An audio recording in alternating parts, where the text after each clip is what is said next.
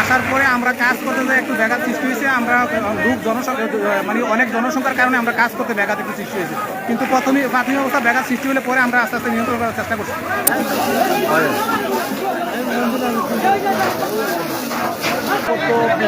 ফার্মেসিয়ার একটা পলিথিনের দোকান আমরা একটা পাইছি, ও দুইটা ধীরে ধীরে মোটামুটি এখন 11টা দোকান নিয়ে গেছে। আলহামদুলিল্লাহ মোটামুটি কন্ট্রোল হয়ে গেছে, মানুষের সহযোগিতায় বায়াটা ভিতর সহযোগিতায় ইনশাল্লাহ মোটামুটি কন্ট্রোল হয়ে গেছে। ক্ষতিগ্রস্ত কেমন হয়েছে এটা কোয়া যাইতে হয়। আর অনেকানো কিছু পাইকারি দোকান আছে, ইলেকট্রিকের দোকান আছে, টিভি ফ্রিজের দোকান আছে, ক্ষতিগ্রস্ত হয়েছে।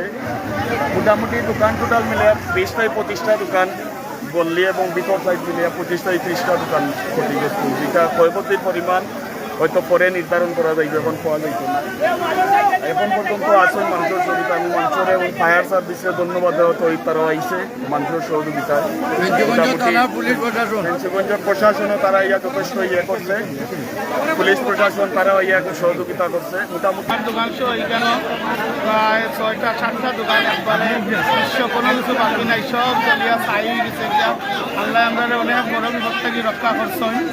আমরা এই দুর্ঘটনা আরো কম হইল না, ক্ষয়ক্ষতির পরিমাণ একটু কম হইল না। আমরা ফায়ার সার্ভিসের বাইরে নাইতে একটু দেরি হয়েছে। তারপরে পানিরও কোনো ব্যবস্থা আসিল না থাকার কারণে ক্ষতির পরিমাণ একটু বাড়ছে। 7-8টা দোকান একবারে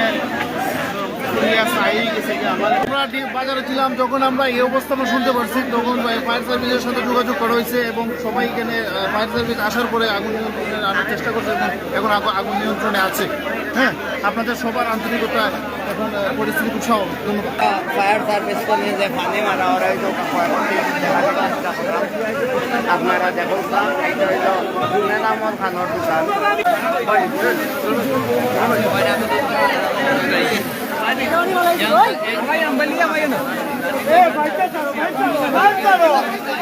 যে দোকানগুলা মানে চলছে ও দোকানগুলা দেখানোর চেষ্টা করলাম। আপনারা একটু দেখার এই দোকান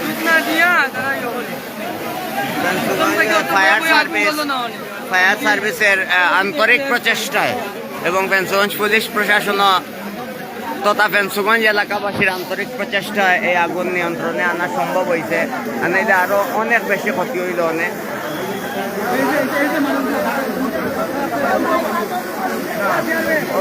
উপজেলা চেয়ারম্যান অফিস, উপজেলা চেয়ারম্যান নুরুল সাগর অফিস আর নুরুল সাগর অফিসের খানদান, এই পাশে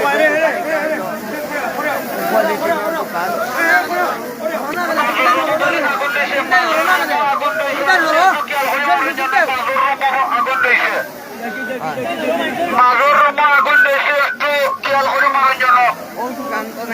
প্রথমত ও দোকান মানে আগুনের সূত্রপাত।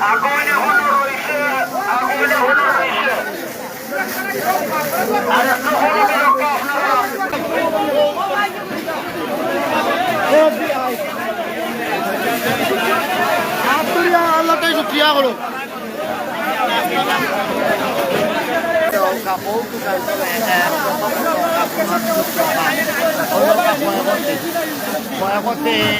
দেখাইলাম আমি পলিথিনের দোকান, সব পলিথিন ফুরিয়া ছাই হয়ে গেছে।